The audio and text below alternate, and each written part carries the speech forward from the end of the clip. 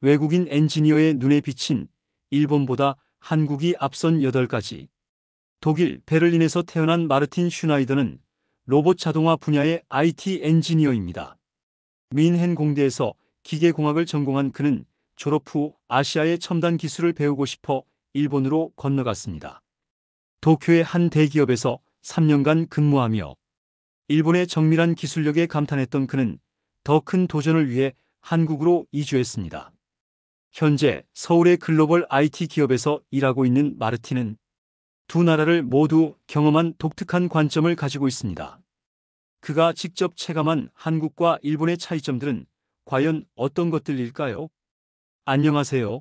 마르틴 슈나이더입니다. 저는 독일에서 태어나 일본에서 3년 그리고 현재는 한국에서 2년째 살고 있는 엔지니어입니다. 두 나라 모두 아시아의 선진국이라고 불리지만 실제로 살아보니 생각보다 많은 차이점들이 있더군요. 오늘은 제가 직접 경험한 한국이 일본보다 앞서 있다고 느낀 8가지를 솔직하게 이야기해 보려고 합니다. 서류 지옥에서 해방. 첫 번째로 가장 충격적이었던 것은 행정 서비스의 차이였습니다. 일본에서 외국인 등록증을 발급받을 때의 악몽을 지금도 기억합니다. 시청에 가서 번호표를 뽑고 이 시간을 기다린 후 담당 직원에게 서류를 제출했는데 한 장이 빠졌다며 다시 오라고 하더군요. 그것도 3주 후에요. 일본의 행정 시스템은 아직도 종이 서류에 의존하고 있고 모든 과정이 대면으로 이루어져야 합니다. 간단한 주소 변경 신고도 최소 2-3번은 관공서를 방문해야 했죠.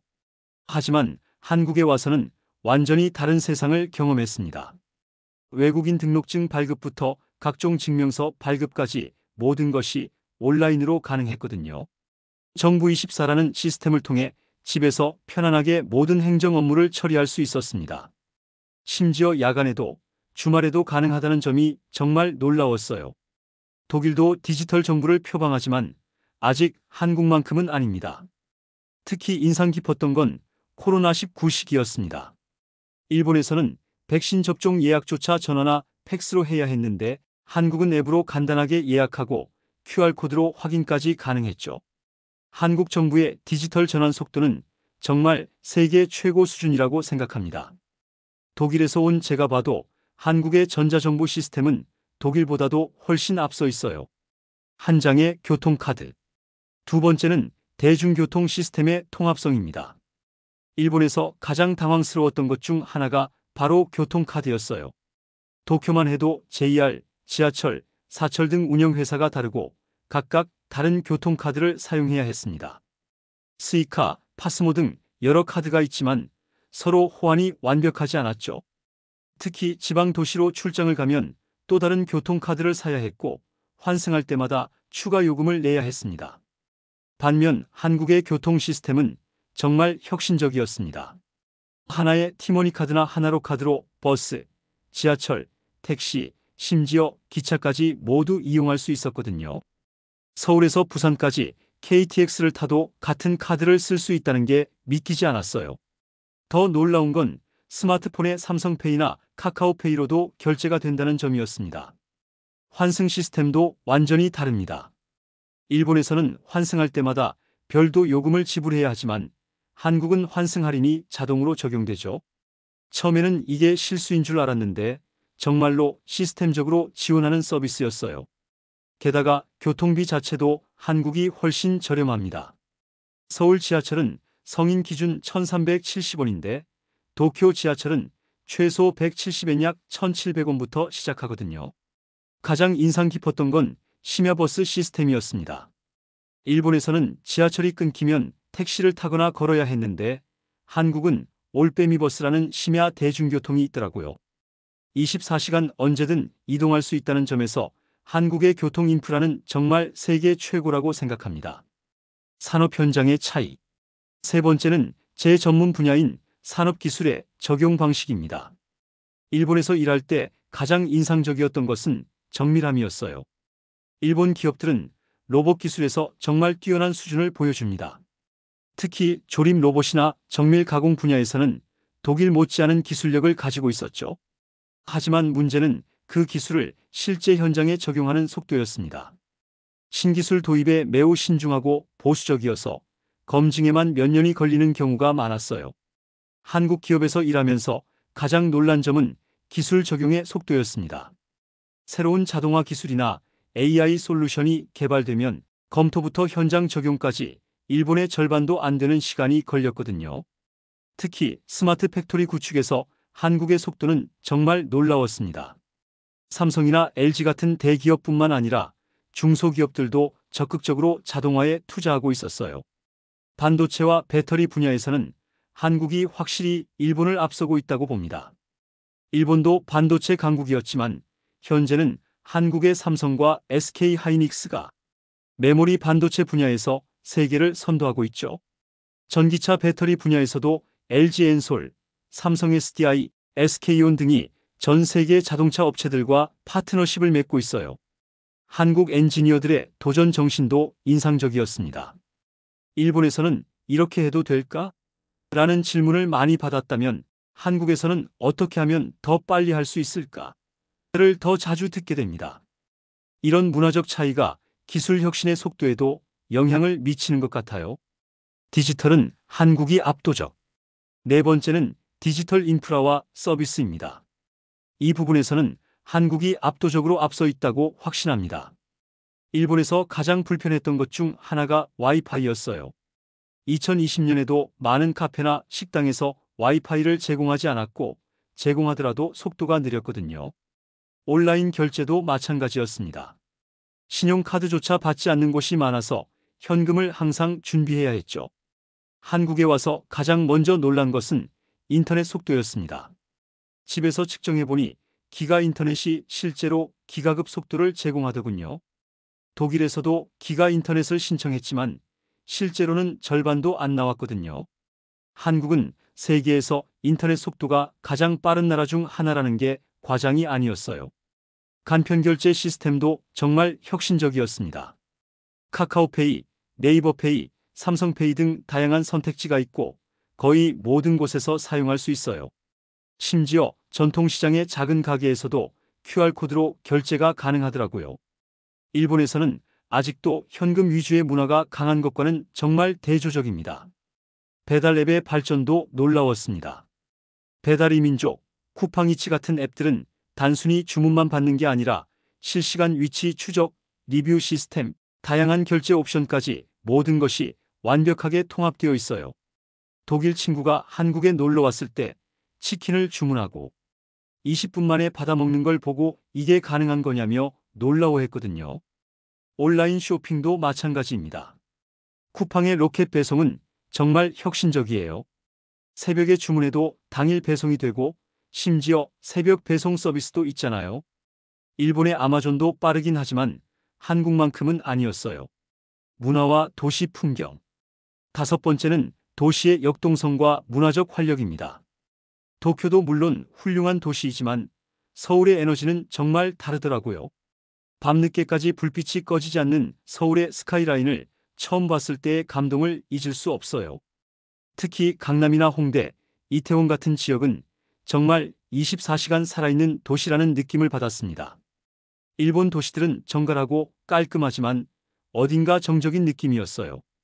변화도 천천히 일어나고 새로운 건물이 올라가는 속도도 느렸죠. 반면 서울은 끊임없이 변화하고 발전하고 있다는 느낌을 받았습니다. 몇 달만 지나도 새로운 건물이 올라가고 새로운 상권이 형성되는 걸 볼 수 있었어요.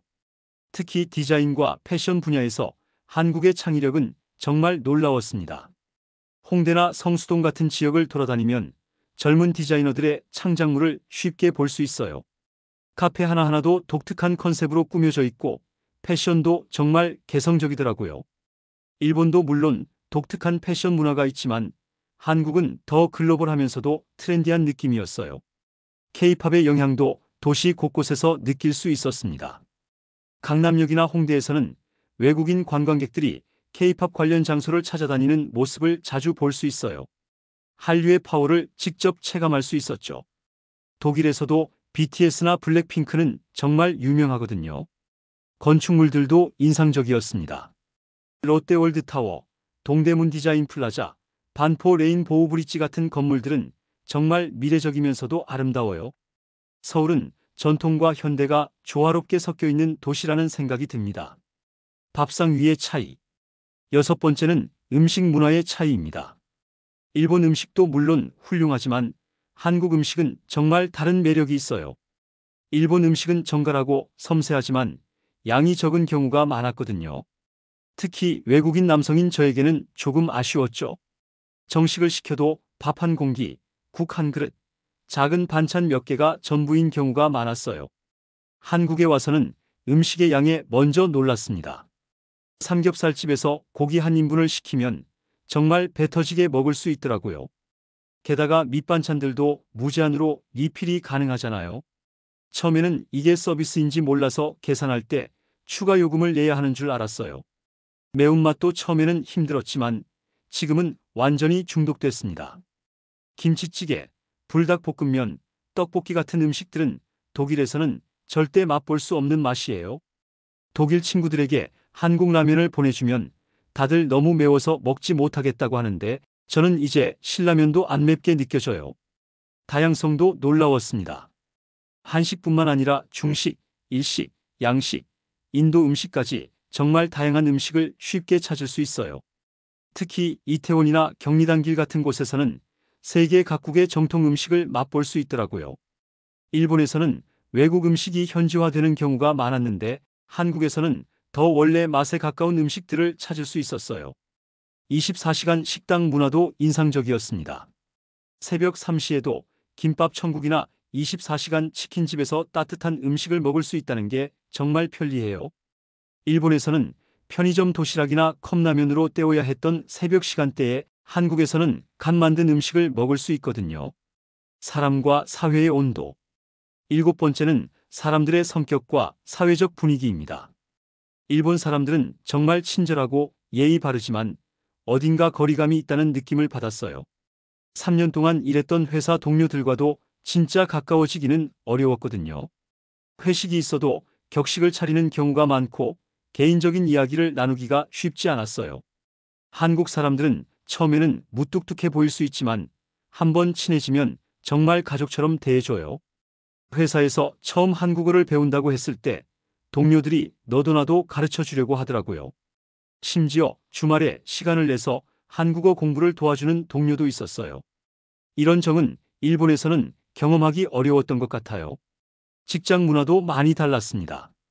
일본에서는 상하 관계가 매우 엄격해서 후배가 선배에게 의견을 내기가 어려웠어요.